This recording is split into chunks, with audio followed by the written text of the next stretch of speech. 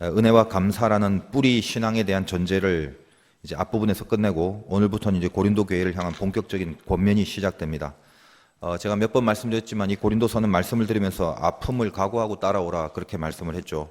은혜와 감사의 전제, 그 깊은 뿌리가 없으면 권면의 말씀이라는 게 원래는 아프게 하지만 소독약이 되어서, 우리가 상처 바를 때 소독약 처음에 바르면 좀 따갑고 쓰라리지 않습니까? 근데 결국은 상처를 고치고 치유하게 되는데, 이 은혜와 감사에 사무쳐서 권면의 말씀을 받아들이지 않으면 그냥 아프기만 하겠죠. 그러면 약이 아니라 그때부터는 오히려 권면의 말씀이 독이 될 수도 있다는 것입니다. 이 부분을 명심해서 우리 모두가, 저를 비롯해서 이 마음의 자세가 이 고린도서의 하나님 말씀 앞에서 소독약을 바를 준비를 해야 됩니다. 아플 각오를 하고 이 아픔이 나에게 필요하다는 생각을 하면서 따라오시길 바라고, 특별히 만약 그렇지 않다면 사도행전 7장 54절에 등장하는 스데반 집사의 순교 시에 그 주변에 있는 인물들의 모습이 차칫 우리들의 강팍한 마음이 되지 않을까 좀 우려가 돼서 소개를 합니다. 사도행전 7장 54절에 보면 스데반 집사가 이렇게 순교하는 장면입니다. 그들이 이 말을 듣고 마음에 찔려 그를 향하여 이를 갈거늘. 마지막 순교 전에 집사님의 설교를 통해서 사람들이 마음에 찔렸답니다. 가책을 받았어요. 그럼 돌이켜야 되는데 마음에 찔려서 그를 향하여 이를 갈더라는 것입니다. 분명히 충고하고 분명히 고쳐야 되는 권면이 들어왔는데 갑자기 이를 갈기 시작하는 거죠.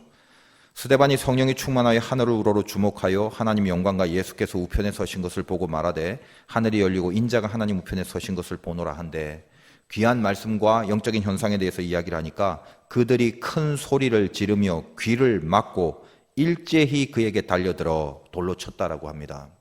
이 장면을 우리가 한번 생각해 보자는 거예요. 우리 어렸을 때, 철없을 때 막 싸움할 때 서로 말싸움 하다가 상대방이 나에게 어떤 지적을 하는데 아무리 들어도 그게 옳은 말이거든요.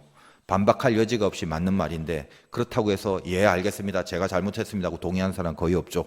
철이 안 들었을 때는 상대방이 말이 옳을수록 열이 받는 거죠. 그럼 어떻게 합니까? 여기 똑같아요. 소리를 지르고 귀를 막고 몰라 뭐 이러면서 상대방의 얘기를 안 듣겠다는 거죠. 그리고 나서 이제 이를 가는 이런 심령, 이것이 스데반 집사를 죽인 무리들의 심령입니다. 혹시 우리가 고린도서뿐만 아니라 하나님의 말씀을 대할 때 어떨 때는 찔리기도 하고 아플 때도 있고 쓰라릴 때가 있지만, 그게 싫어갖고 귀 막고 소리 지르면서 거부하고 이런 식의 자세를 가져서는 안 되겠죠. 그래서 오늘도 이 고린도서 말씀 앞에 저와 여러분의 고장난 부분이 치유되고 고치시는 그런 하나님의 능력이 임하기를 바라고, 마음의 문을 열고 그런 하나님의 말씀으로 들을 자세를 가지는 게 중요하다는 것입니다.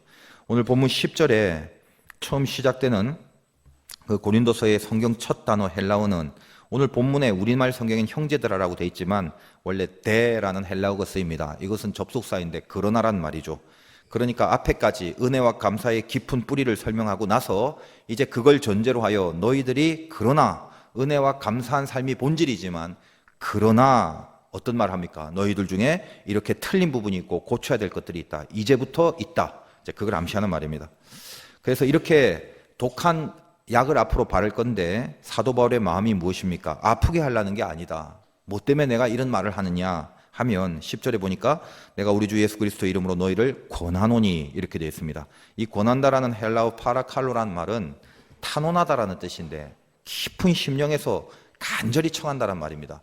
그러니까 틱 하고 말 뱉어버리고 너 이게 틀렸어, 이게 잘못이야, 그리고 가는 게 아니라, 아프게 하려고 하는 게 아니라 정말 하나님의 마음을 갖고 깊은 마음에서 간절히 청하는 마음으로 그렇게 권한다라는 것입니다. 그래서 이 구절만 봐도 바울이 얼마나 이 고린도 교회를 향하여 주님의 심장을 품고 하나님의 마음으로 호소를 하는지, 그 마음이 전달되는 이 바울의 표현이다라는 것이죠. 그래서 처음에 권면이 뭐냐, 정말 간절히 간청하는데 너희들에게 있어서 첫 번째 지적받아야 될, 그 고쳐야 될 잘못된 부분, 이 권면이 뭐냐, 교회에 분쟁이 일어났다는 것입니다. 11절에 보니까 내 형제들아 글로의 집 편애로 너희에 대한 말이 내게 들렸는데 곧 너희 가운데 분쟁이 있다 이겁니다. 지금 바울은 고린도서를 쓸 때 이게 에베소라는 곳에 있는데 거리가 꽤 멉니다. 근데 고린도 교회에 분쟁의 소문이 들렸다는 거죠. 작은 분쟁이나 사소한 분쟁이 아니라 이 정도 소문이라면 교회 존재를 전체적으로 위협하는 커다란 분쟁이 일어났음을 말합니다. 그럼 분쟁의 구체적 내용이 뭐냐? 12절에 보니까 이것을 말하거니와 너희가 각각 이르되 나는 바울에게 아볼로에게 게바에게 그리스도에게 속한 자다. 파벌이 생겼다는 거죠.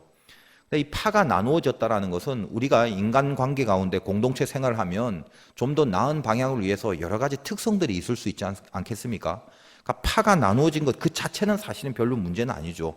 좋은 일, 선한 일을 도모하는데 서로 협력하면 되니까. 그런데 바울의 지적이 무엇입니까? 만약에 너희들의 믿음과 신앙의 굳건함을 목표로 하고 진짜 하나님의 나라의 그 확장과 주님 나라의 그 성숙을 위해서 진실로 그걸 목표한다면 그게 어떤 통로고 어떤 다양성이든지 간에 그게 본질적인 목표를 향하는 수단이 되어주면 되지 않겠냐 이 말이죠.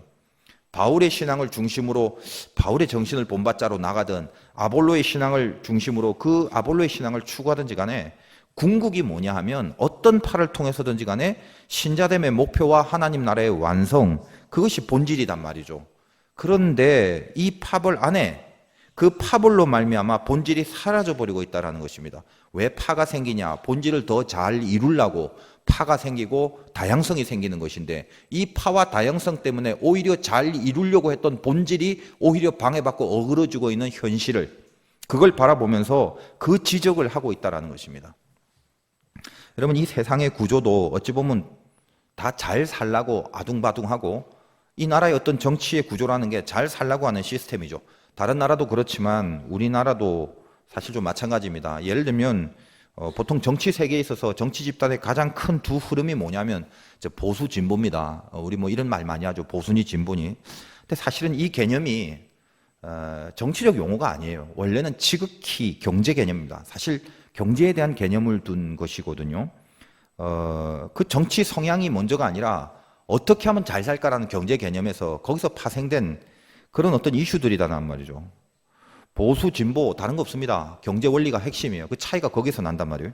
보수는 무엇입니까? 시장 경제를 중심으로 하죠. 시장 경제를 중심으로 하니까 자율적으로 모든 그 이율과 또 모든 분배가 자율적으로 이루어지는 걸 바라는 것입니다. 정부의 힘이 개입되지 말라라는 거죠. 시장에 자유를 주는 것입니다. 진보는 뭐예요? 정부를 강하게 합니다. 정부가 이 경제에 강하게 개입해서 계속 조절을 해달라는 거죠.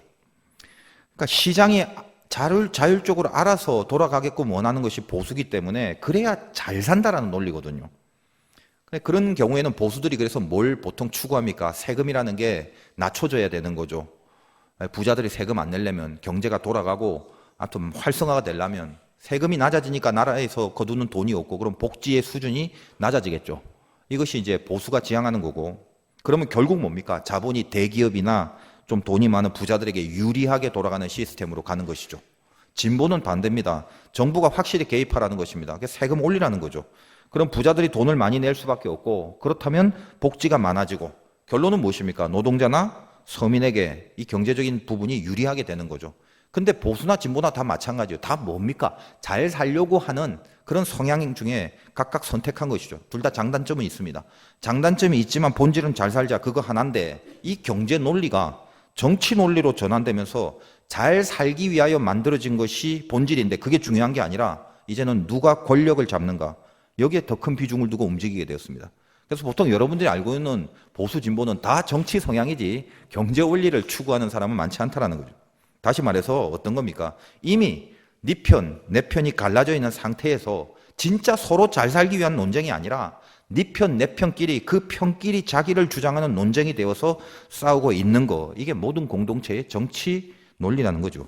그런데 이런 세속적 가치가 은혜로 통치받아야 될 교회 속에 고스란히 들어오게 되었습니다. 11절 보십시오. 내 형제들아 글로에지 편으로 너희에게 대한 말이 내게 들렸다. 너희 가운데 분쟁이 있다. 이때 이 분쟁이라는 말의 헬라어 에리데스라는 말은 한마디로 쉽게 말하면 말싸움입니다. 말싸움이 막 일어났다는 거예요. 근데 그것이 어떤 게 더 신앙적이냐? 하나님 나라의 완성을 추구하기 위해서 우리는 뭘 도모해야 될까? 같이 협력하고 화합하는 차원에서의 의로운 토론이 아니라는 거예요. 말싸움입니다. 근데 이 말싸움은 이게 왜 어디에서 왔느냐라는 부분을 오늘 성경에서 다시 한번 설명하는 부분이 10절에 있어요. 11절에 이 에리데스란 말도 분쟁이지만 10절에 또 분쟁이 나오죠. 뒷부분에 보니까 어떻게 되어 있습니까? 모두가 같은 말을 하고 너희 가운데 분쟁이 없이 같은 마음과 같은 뜻으로 온전히 합하라. 우리나라 말은 똑같이 분쟁을 썼습니다. 10절, 11절. 근데 헬라어가 달라요. 11절의 분쟁은 말씀드렸다시피 말싸움인데 10절은 이 헬라어는 스키스마타라는 말인데 원래 뜻이 뭐냐면 갈라져 버린 틈이라는 뜻입니다. 그럼 이게 무슨 말입니까? 갈라진 틈, 이미 말싸움이 있기 전에 그들은 갈라져 버렸어요. 그 말의 내용이 어느 게 더 중요하냐가 이젠 문제가 아닙니다. 이미 갈라져 버렸기 때문에 이 편, 저 편, 네 편, 내 편이 형성돼 버린 상태예요. 그래서 갈라서 있는 상태가 되어버렸고, 그래서 그 다음에 11절에 나오는 분쟁은 각각 갈라진 자기 편을 주장하기 위한 싸움뿐이지, 그들이 하나님 나라에 관심이 있거나 예수 그리스도를 본질로 하는, 복음을 본질로 하는 그런 어떤 토론, 이런 걸로 되어지는 게 아니라 무조건 갈라져서 다툼으로 드러나고 있다는 사실입니다. 여기는 네 가지 파가 나옵니다만 더 많은 파가 있을 수도 있겠죠. 대표적으로 뭐 바울파다. 바울이라는 게 원래 이 고린도 교회의 창시자이기 때문에 사람들 중에는 야, 이 창립자인 바울의 신앙을 배워서 신자로 굳건히 살아야겠다, 믿음 열심히 지키자. 혹은 아볼로파는, 아볼로는 굉장히 명설교가고 해박한 지혜가가고 헬레니즘 철학의 대가입니다. 그러니까 이 아볼로의 명석하고 해박한 지식을 잘 배워서 주님의 나라를 튼튼히 하자. 그래서 바울파, 아볼로파 나뉘자. 이게 절대 아니란 말이에요. 이미 갈라서 버렸어요. 그 뜻과 내용과는 상관없이 네 편, 내 편이 갈라져 버렸습니다. 그러므로 우리 편이 아닌 건 다 적이 되어버린 현실이에요. 교회가, 국회가 되어버린 거죠. 게바파, 베드로파라고 안 합니다. 게바는 아람어죠. 왜 특별히 베드로파라고 안 하고 게바파라고 하냐? 거기는 의미가 있습니다. 유대인들이죠. 베드로는. 우리 유대인들이 중심으로 하는 공동체의 권위가 교회 안에서 제일 높고 세야 된다. 이 편파성을 시사하고 있어요. 그래서 게바파라는 표현을 합니다. 또 하나 그리스도파라 하면 얼핏 보면 야, 그 사람들한테 귀속하지 말고 그리스도만 바라보자라는 굉장히 본질지향적인 그런 분파를 버리자라는 입장인 것 같지만 사실은 어떤 겁니까? 좋은 취지를 표명하는 듯 하지만 결국 그들과는 달리 또 다른 분파를 주장함으로 이게 그리스도파라 함으로 내가 니네들보다 훨씬 높은 파다라는 것을 지적하고 그걸 드러내는 의도밖에 없다라는 것입니다. 다 밑바닥에 뭐가 있어요? 본질이 다 사라져버린 거죠. 이미 갈라진 틈에 무슨 여기에 더 이상 화합가 있고 토론이 있고 협약이 있을 수 있겠습니까? 이게 고린도 교회의 문제였다는 것입니다. 한국 교회를 바라보면 제가 그 목회를 하면서 아이러니가 있어요. 한국 교회를 쭉 보면 참 평생이 풀리지 않은 수수께끼인데, 여러분 모든 교회에 만약에 다툼이 있다 칩시다. 다툼이 어디서 일어나냐? 주님의 일을 할 때 싸움이 일어난다는 거죠. 참 아이러니 아닙니까? 일을 안 하면 싸움이 안 일어나는데 일을 하면 싸움이 일어나요. 근데 싸움을 하면서 그 일을 계속하죠. 이런 아이러니가 어디 있어요? 우리 화도교회는 아마 싸움을 안 합니다만 혹시 한번 여러분 가운데 분쟁이 있다 한번 살펴봅시다. 혹시 있습니까? 근데 만약 분쟁과 다툼이 있다면 유심히 한번 보세요. 예를 들면 조용히 예배드리고 하나님 앞에 기도하는데 근데 그런데 싸움이 일어난 적이 있나요? 너 왜 예배드려? 왜 너 예배를 그렇게 집중해? 너 왜 기도 열심히 해? 그렇게 시비 거는 사람이 있나요? 없지요. 근데 가만 보면 언제 그러면 다툼이 일어나고 분쟁이 일어나냐? 무슨 일이나 행사를 할 때 그때 싸움이 반드시 일어나죠. 근데 교회에서 하는 일이라는 게 뭐예요? 뭐 돈 벌자는 일입니까? 어디 뭐 수출하자는 그런 일 해요? 교회에서? 아니죠. 다 뭐예요? 전부 다 영광, 주님을 위해, 하나님 나라 위해. 그게 전제가 깔려서 일을 한답시고 하잖아요. 근데 그 일을 할 때 분쟁이 일어난다는 게 이 교회 미스테리예요, 이게. 예전에 어떤 분이 기도와 상담을 요청했는데 제가 이제 외부의 신우회를 인도하는 신우회원 중에 한 사람인데 자기 사무실에까지 초청을 해서 상담과 기도를 부탁했습니다. 상담하자마자 말문을 터뜨리자마자 눈물부터 막 쏟는 거예요. 너무 힘들대. 상처가 너무 크대요. 왜 그러냐고 그랬더니 교회에서 뭘 맡아서 일을 하는데 사람들이 자꾸 안 좋게 말한다는 거예요. 너무 힘들다는 거예요. 그러면서 막 울더라고요. 근데 제가 그런 얘기 뭐 한두 번 듣습니까? 근데 그럴 때 전 두 가지를 파악합니다. 첫째, 그 일이 과연 주님을 중심으로 하고 있는가? 그렇다면 참아내고 극복해야 될 핍박이죠. 근데 그 일이 자기를 드러내고 자기 가치와 자기 보람을 추구하는 자기 만족을 위한 길인가? 자기 만족을 위해서 애를 쓰는가? 그러면 그 일 때문에 힘들어한다면, 자기 만족이 안 돼서 힘들어한다면 그냥 그 일을 안 하는 게 더 낫죠. 안 해야 더 좋은 거죠. 그분은 우리 교회 교인이 아니니까 제가 아주 진솔하게 그냥 돌직구를 달렸죠. 다 들어보니까 그래요. 저 깊은 곳에, 그분 마음 깊은 곳에 자기 만족을 이루지 못하는 분노가 있더라고요. 그래서 제가 그냥 내려놓으라고요. 당신 아니어도 그거 할 사람 많고 그 일 안 해도 하나님 나라가 흔들리거나 하나님 나라가 약해지는 일이 없다고. 왜 영적으로 감당도 못하고 손해를 자초하고 영적인 손해를 보느냐. 제가 그랬죠. 근데 막 그 말이 막 위로가 안 되는 것 같더라고요. 왜? 아픈 말이니까. 너무 신랄하니까 막 귀를 막고 싶은 거죠. 아까 스테반 집사 주변에 있는 사람들처럼. 근데 저는 이제 할 말을 했죠. 심령의 주님이 사라져버리고 그렇게 막 발이 부르트도록 뛰는데 얼마나 분주한지 몰라요. 근데 그런 사람들은요, 안에 고요가 없어요. 고요가. 그냥 노심초사하는 거예요. 동동 굴러요. 울그락불그락해요. 그런 모습들이 모든 헌신과 사역의 대표적 표정이 돼버리죠. 그러므로 전부 남는 건 뭐나? 상처뿐이래. 상처뿐. 상처만 남았대요. 더 무서운 건 스스로 속입니다. 자기가 주님의 일을 하는 거라고 스스로 설득을 하고 있어요. 기도해 보세요. 내 진심이 뭔지. 그 기도 속에 알게 돼 있어요. 근데 그렇지 않고는 그냥 발을 둥둥 구르면서 뛰면서 내가 스스로 주님의 일을 한다고 스스로 설득하면서 속여나는 경우가 굉장히 많다란 말입니다. 여러분 한번 잘 생각해 보세요. 여러분이 복음의 본질을 위해서 눈물나게 상처받은 적이 있습니까? 그 상처의 내용 중에 복음의 본질을 위해서 상처받은 적이 있냐고요. 복음 전하다가 하나님 믿지 않은 영혼들 구하려다가 마음이 아프고 저 사람 하나님 좀 믿었으면 좋겠는데 그게 잘 안 돼서 가슴을 치고 애통해하고 그것 때문에 눈물도 나고 그것 때문에 마음도 아프고 그런 적 있습니까? 만약 그런 눈물이 있고 그런 상처가 있다면 그것처럼 큰 영광이 어디 있어요? 그런데 복음을 위한 상처나 핍박은 하나도 없고 전부 여러분의 속상함이 뭐예요? 내 말이 안 먹히는 데서 오는 속상함, 나를 대우 안 해주는 데서 오는 속상함, 내가 바울파고 내가 아볼로파인데 왜 내 말 안 들어, 이것들이. 그런 속상함이라면 고린도 교회 분쟁과 다를 게 없다라는 거예요.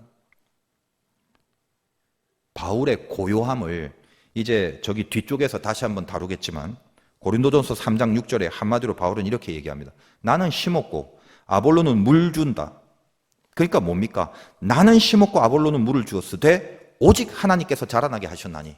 물 준 게 중요한 게 아니고 심은 게 중요한 게 아니란다. 열매는 하나님이 자라나게 해주는. 그 고요의 본질이 뭐죠? 하나님께. 정말 주님이 딱 가운데 있을 때 그때 사도 바울의 이 고백이 뭡니까? 갈라지는 게 아니라 상생하게 되는 거죠. 하나님이 주인이 돼서 강하게 붙들리고 있는 사역자의 모습 아닙니까? 여러분 하나님이 천지를 창조할 때 다시 말하여 하나님의 창조의 개입, 하나님의 개입이 없던 그 세상의 상태를 뭐라고 하냐면 흑암이 깊은 상태라고 성경은 표현합니다. 근데 이 흑암이 깊으면 뭐 때문에 그래요? 혼돈과 공허. 이 땅에 혼돈과 공허가 있다. 세트입니다. 혼돈과 공허는. 하나님이 주인으로 강하게 나를 눌러버리지 않으면 하나님이 주인됨이 없으면요. 여기 빵꾸가 나버려요. 그게 공허예요. emptiness. 속이 비어버린단 말이죠. 그러면 당연히 혼동이 생깁니다. 혼동은 고요가 아니죠. 이 혼동은 토후란 말인데 이 말이 formlessness, 틀, 폼이 없다라는 말이에요. 사람이 폼이 없고 틀이 없으면 어떻습니까? 사방팔방으로 길길이 뛰어나가죠. 막 파편이 튄단 말이에요. 이리저리 정신이 안정적이지 못해요. 뭘 할까? 뭔 일을 저지를까? 괜히 마음이 분주하고 이상하게 조급해요. 이상하게 노심초사해요. 왜? 틀을 벗어나 버리기 때문에. 혼동이죠. 설레발을 치게 됩니다. 그러면 인생 자체가. 그런 사람들의 마음이 어때요? 공허하다는 거예요. 그 사람들 무슨 엄청난 에너지 갖고 뛰는 것 같죠? 그렇지 않아요. 사람들은 마음이 공허가 되니까 이 공허를 하나님의 은혜로 충만하게 채워지지 못하다 보니까 그 빈 곳이 불안해지는 거거든요. 그럼 이 불안한 빈 곳을 자기로부터 비롯된 무언가로 채워야만 하는 그런 불안함이 생깁니다. 그럼 어떻게 돼요? 하나님, 주님 이런 중심이 아니라 열심히 뛰면서 열심히 흔들리고 뛰긴 뛰는데 중심 잡혀 뛰는 게 아니라 흔들리면서 뛴다고요. 그게 공허와 혼동이 세트로 뛰는 모습입니다. 저는 목회를 하지만 이 목사님들 얼마나 일이 많습니까? 목회자들도 마찬가지. 어떨 때 보면 표정이 막 늘 굳어지고 긴장이 돼 있어요. 어떤 목사님 보면 뭔가 불안해요. 뭐 이 일 막 저 일을 그냥 쫓아다니고 혼자 지칩니다. 혼자 상처받고요. 혼자 속상해하고. 그런 목사님들 옆에서 같이 보고 있는 사람이 같이 불안해져요. 근데 그런 목사님들이 꽤 많습니다. 왜냐하면 일도 많으니까. 감당을 잘 못하니까. 근데 가만히 보면요. 그런 목회자들의 심령도 마찬가지예요. 공허가 있어요. 공허가 있으니 삶이 혼동이죠. 그냥 뭔지 자꾸 분주해야만 되는데, 이 공허를 채워야 되는데, 혼동입니다, 혼동. 이리저리 뛰는 모습은 보이는데 무게 중심이 깔린 고요가 없어요, 고요가. 그래서 그런 목회자가 있다면 얼마나 안타깝습니까? 그런 공허와 혼동 속에 있는 목회를 통해서 사람들의 영혼이 단단해지고 하나님을 믿게 되는 이 본질의 열매들이 어떻게 생길 수가 있겠어요? 그게 무슨 헛수고입니까? 그렇게 날뛰면서, 그렇게 뛰어다니면서, 그렇게 분주하면서. 그래서 그런 사람들 제일 필요한 게 뭐냐? 그건 일하는 게 아니라 하나님의 신이 운행하게 만들어야 돼요. 그것이 혼돈과 공허를 극복하는 하나님의 신이 수면을 운행하시니라는 말씀입니다. 그걸 잊지 말란 말이에요. 오늘 오후에 제가 이제 하늘비전교회 임원 세미나를 다녀옵니다. 저번에 속회 지도자 세미나 요청을 받고 가서 한번 인도한 적이 있는데, 그날 그거 끝나고 담임 목사님이 이제 그 자리에서 임원 세미나도 저에게 부탁을 했는데, 제가 너무 흔쾌히 수락을 했어요. 왜냐하면 그 목사님 보자마자 너무 겸손하시고 인격적인데, 그 말씀하시는 모습을 통해서 딱 보자마자 목사님답다, 이런 느낌을 받았습니다. 너무 겸손하시고 그냥 팍 들어오시는 분이었어요. 그래서 뭐 이래저래 알려진 정보로는 그 목사님 그 밑에서 일하는 교회 사역자들이 다 담임 목사님 그렇게 좋아하고 존경한대요. 근데 그게 쉽지 않아요. 여러분 직장도 마찬가지지만 특별히 교회도 마찬가지입니다. 그 밑에 사람한테 존경받는 담임 목사님이 그렇게 많지 않더라고요. 제가 감동을 받는 거는 그때 그 속회 지도자 세미나 끝나고 같이 이제 그 식당에서 이제 전부 다 식사를 하면서 당시 이제 밥도 잘 안 드시고 저에게 열심히 열정적으로 말씀을 하시는데, 그 교회가 이제 고향 지방에서는 제일 큰 교회지만 그렇다고 엄청나게 대형 교회는 아닙니다. 중국에 세운 교회가 무려 42개를 세웠대요. 그 교회 하나가. 중국에 집중을 한다는 거예요. 남북이 통일되면 이미 북쪽의 지역을 다 갈라놓고 누가 어디 가서 선교할 거를 미리 지금 기도하고 준비하고 그 본고지로 중국을 선교한다는 것입니다. 그 얘기를 하면서 이 목사님의 열정이 불을 느꼈어요. 제 가슴에도 마찬가지. 선교에 대한 본질적인 불덩어리가 있는 교회구나, 여기는. 그러니까 그 하나가 하나님의 본질을 향하니까 그게 하나가 에너지가 돼서 그 교회가 구동이 되는구나. 그 감동이 제가 밀려왔어요. 선교에 대한 불이. 나중에 그 목사님과 그 교회 교인들이 하나님 만나게 되면 하나님 참 많이 수고했다, 그런 말씀을 들을 것 같아서 굉장히 부럽기도 하단 말이죠. 그래서 오늘 가서 제가 이제 은혜를 전하는 것도 좋지만 거기는 그 교회 뭐 창립 이래 임원 세미나는 처음 하는 거래요, 이번에. 근데 저를 불러서 제가 부담도 되지만 영광도 되고 은혜를 전하는 것도 좋지만, 아무튼 저 자신이 한번 갔다 오면서 그런 선교에 그 불을 좀 얻어올 수 있었으면 좋겠다라는 바람과 기도도 하고 갑니다. 여러분 기도해 주시고, 말이 나온 김에 설교 시간에 해야 될 건 아닌 것 같은데 시간이 많이 걸릴지도 몰라서, 그래서 우리 교회도 110주년, 한 사람이 한 사람의 영혼. 그래서 우리 스리랑카에 교회를 건축하려고 했다고 그러지 않습니까? 알러컬로라는 교회인데, 저번에 그 스리랑카에 하웅원 선교사님 오셔서 대강 브리핑 하셨는데 못 들으신 분이 더 많으니까, 그 홍차밭이 무성한 시골이에요. 교인들과 어린 애들이 뜨겁게 그 신앙생활을 합니다. 그 스리랑카라는 데가 90% 이상의 힌두교 불교예요. 그래서 거기서 목회를 하시는 분들은 다 집에서 쫓겨나고 가출하고 이래서 목사님들이 다 된 분들이거든요. 제가 그분들하고 이제 대학원에서 강의도 했는데, 근데 거기 그 이미 좀 부실하게 지어진 건물이 있습니다. 어떤 교회에서 이제 손대다가 완성을 못하고 그냥 그만 내버려 둔 건데, 그 2층으로 다시 증축하고 그 주변에 아이들 선교를 위해서 공간을 마련해 갖고 지금 사실 거기는 막 성도들이 북적거리고 있습니다. 그들이 온전한 믿음의 삶을 살아갈 수 있도록 그렇게 이번에 이제 우리들이 그곳 그 스리랑카에 교회를 좀 증축할 수 있도록 결정을 했습니다. 보통 동남아식의 교회 건축이라는 게 건물 세워놓고 사람들을 막 모이게 합니다. 근데 동남아가 건물 하나 만들어 놓으면 웬만큼은 모여요. 근데 스리랑카는 동남아 중에 동남아인데도 불구하고 어떤 특이함이 있냐면, 제가 선교사님하고 그 가정교회를 방문하면서 교회가 없어갖고 가정에서 빠글빠글 예배를 드리는데 길 바깥에 나가서 안에 무슨 소리 하는지도 모르는데도 길 바깥에서 손 들고 찬양하고 기도를 하고 있어요. 엄청난 뜨거움이죠. 그러니까 이미 저기는 건물을 지어놓고 사람을 모으는 게 아니라 흘러 넘쳐요, 지금. 차고 흘러 넘쳐서 교회를 짓는 게 굉장히 필요한 거고, 이걸 담당하시는 얌얌이란 젊은 목사님은 참 신실하시고, 제가 그 가정도 신방을 해봤어요. 젊고 비전이 있더라고요. 그래서 이 전체 비용이 2,500만 원이 듭니다. 우리나라 같으면 택도 없지만 정말 그 나라에서 할 수 있는 비용이죠. 제가 가만히 생각을 하니까 보통 교회 무슨 건축 헌금 이렇게 하면 굉장히 부담이 되는데, 우리 교회 규모 정도 수준이라면 다들 동참한다는 가정하에 절대로 부담이 되지 않더라는 거예요. 그러니까 뭐 꼭 이렇게 말씀드리긴 애매하지만 뭐 10만 원 전후, 5만 원, 10만 원 보통 그 정도나 뭐 감동이 있으시면 좀 더 하시면 모두가 동참한다는 전제하에 충분히 하나님의 교회, 주님의 교회 하나를 세울 수 있다고 생각을 합니다. 그래서 이번에 아마 봉투를 나눠드리고 있는데 아무튼 모여지는 대로 전액 이 스리랑카 알로콜로 교회를 증축하는데 그리고 선교하는데 여러분의 그 헌금이 쓰여질 것입니다. 그래서 이번 취지가 뭐냐? 동참입니다. 전체 동참. 우리가 110 주년 맞이해서 뭐 하겠다는 거죠? 110을 통해서 어떤 것을 기념해야 됩니까? 그러니까 뭐 우리끼리 하는 것도 의미는 있습니다. 뭐 행사도 하고 뭐 이렇게 뭐 모임도 갖고 친교도 이것도 좋은데 우리가 정말 본질적인 거는 이런 부분이죠. 굉장히 중요한 아주 가치가 있는 거죠. 하나님 나라에. 그러니까 나중에 하나님 앞에 가서 너 뭐 했냐 그럴 때 주님의 교회 세우는 일에 조금이라는 마음이지만 진심으로 동참했다라는 그 이력 하나는 만들고 가야 되지 않겠습니까? 저는 이번에 그래서 그래요. 어떤 개인이 많은 헌금을 하는 것보다 뭐 감동이 뭐 오면 뭐 그래도 될 수 있습니다. 되겠습니다만 전 교인이 좀 애들까지도 해서 작은 돈이라도 다 동참해서 나중에 이제 10월 달에 봉헌식 하러 갈 건데 그때 그냥 봉헌식만 달랑 할 수 없으니까 단기 선교를 같이 할 겁니다. 그때 제가 그 노쇠 동판이라고 그러죠. 그 동판에 이 봉헌한 분들 이름을 조그맣게라도 다 새겨서 그 교회에 선물을 해주고 싶어요. 그 이름이 드러나는 게 목적이 아니라 이름은 조그맣게 보이지도 않을 거예요. 동판에 다 적게 돼. 그러니까 그 불모지에서 그 불교와 힌두교 천국인 그 나라에서 거기서 신앙생활을 하는 사람들이 야 한국의 화도교회 110년이나 되는 교회에서 이렇게 많은 성도들이 이 교회를 위해서 지금 기도해주고 있다. 그걸 볼 때 그 목회자와 성도들의 가슴 속에 얼마나 큰 위로와 힘이 되겠습니까? 그래서 제가 그거를 계획을 하고 있어요.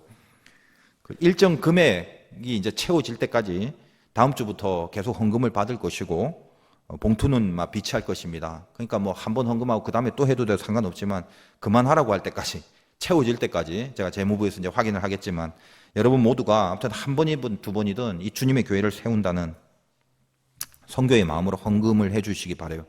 아무튼 제가 부임하고 처음으로 이렇게 우리 교회가 다른 불모지 그것도 가장 필요한 곳에 화도교회가 이렇게 헌물을 해서 교회를 증축한다. 얼마나 감사한지 모르겠습니다. 마음이 참 흐뭇한데 진짜 중요한 거는요. 제가 그냥 이렇게 말씀드리는 게 아니라 제발 이렇게 툭 내지 마십시오. 툭. 이 알로콜로라는 교회 이름 알로콜로 어제 아침 일부 예배 때 생각해보니까 알콜이다. 알콜. 알로콜로 잊지 마십시오. 여러분 알콜은 술이 아닙니다. 원래 알콜은 스피릿이란 뜻이에요. 스피릿은 성령 그런 의미가 있습니다. 그러니까 이 알로콜로 이름 뭐더라? 알콜이래. 러만 붙이면 되죠. 알로콜로. 그 이름 반드시 꼭 기도해 주시고요.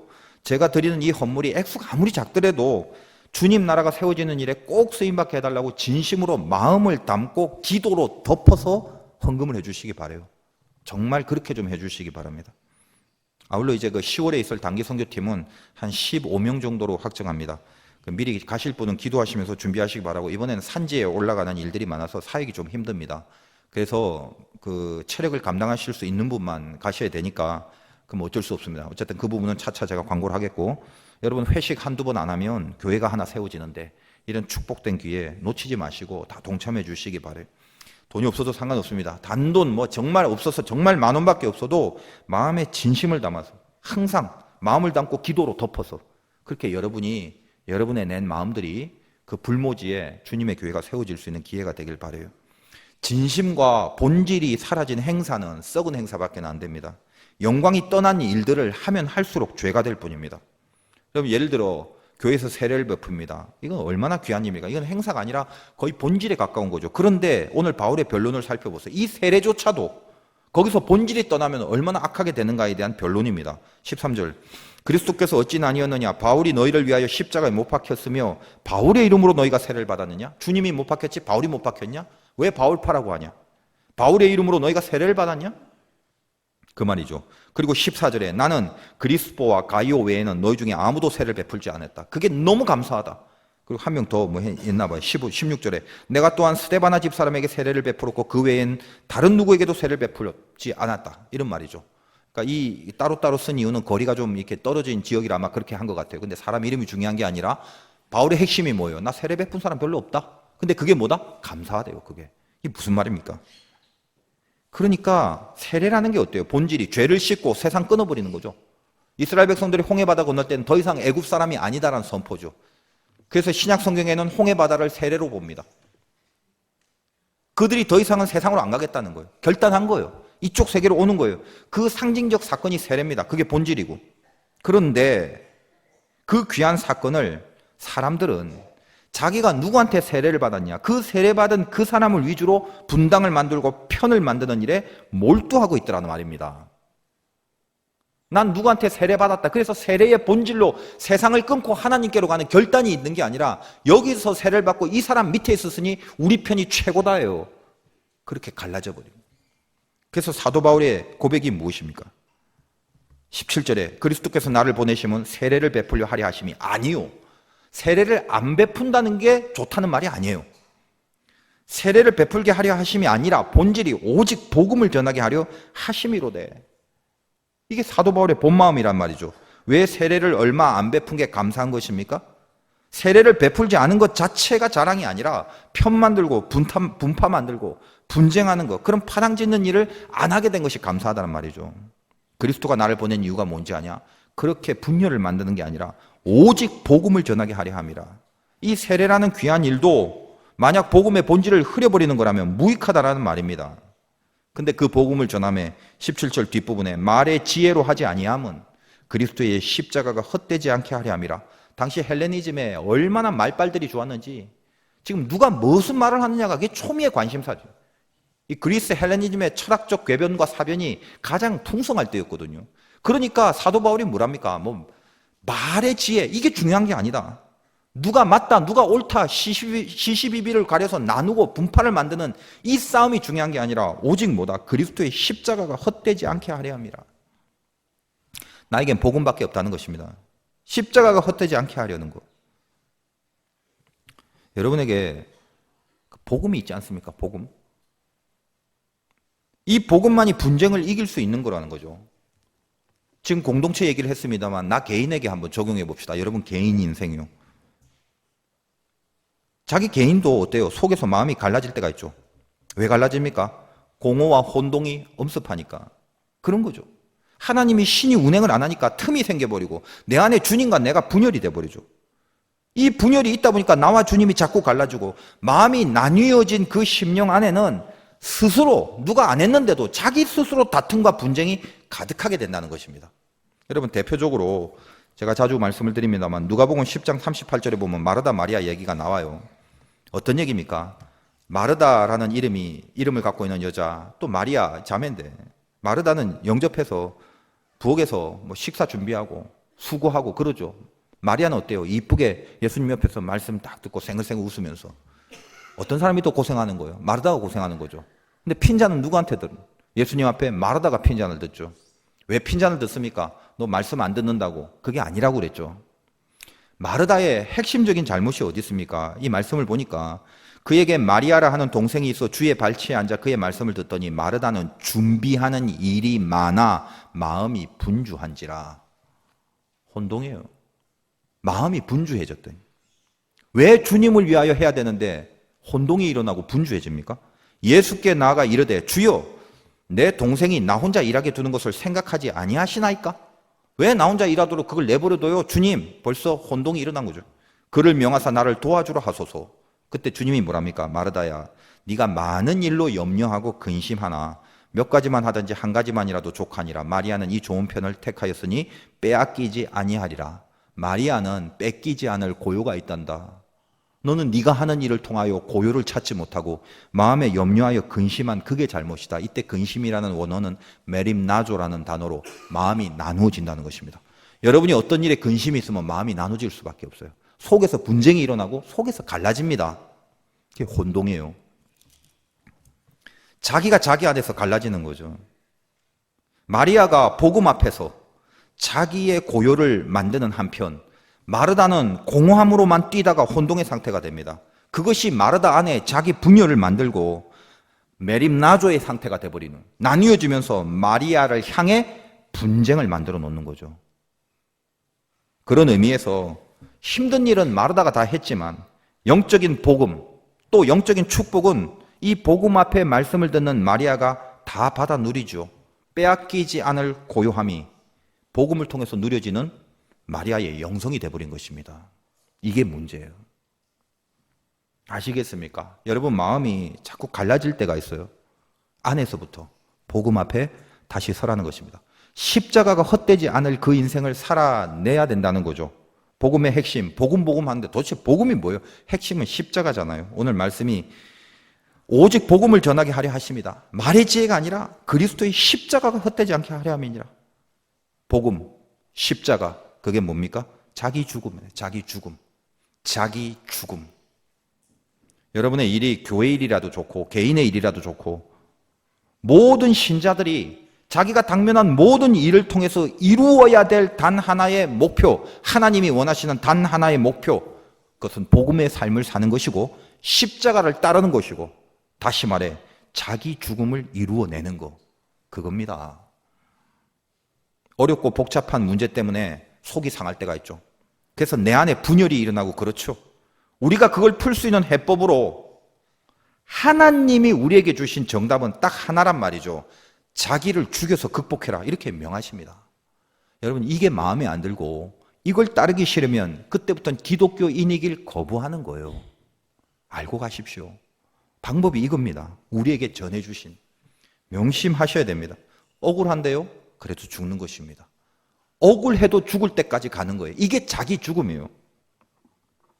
우리는 이 땅에서 죽기로 하고 이 땅에서 죽었기 때문에 하나님 안에서 다시 살기로 된 운명입니다.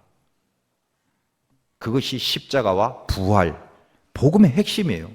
이 복음이 내 안에 들어올 때 모든 내 안의 분열과 분쟁이 사라지게 되어 있습니다. 어떻게 하지? 어쩔까나? 어째야만 되지? 메림나조, 근심이 막 들어올 때 복잡하게 생각하지 마세요. 하나님이 우리에게 주신 해결책 있잖아요. 너를 죽이고 너는 내 안에서 다시 살아라. 이 땅에서 자기를 죽이면 하나님 안에서 다시 살아난다는 그 희열과 기쁨을 맛보지 못한 사람은 절대로 온전하게 십자가와 복음을 따를 수 없습니다. 자기 죽음을 경험하셔야 돼요.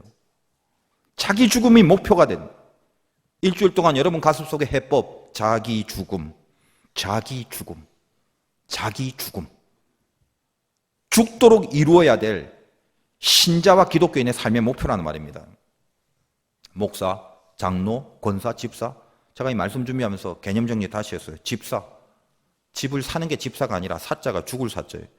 집을 죽여서 다시 사는 거예요. 내 재산과 내 재물과 내 소유를 죽여서, 그래서 하나님 안에 다시 사는 게 집사띠다. 권사요. 권세를 죽여서 다시 사는 게 권사예요. 장로는 뭘까 생각했더니 이 내장, 장이 노쇠할 정도로 그렇게 쎄빠지게 자기를 죽이는 그 직분을 감당하라고 준 게 장로띠다. 목사, 좀 표현이 과격해서 죄송합니다만, 목사가 뭐냐?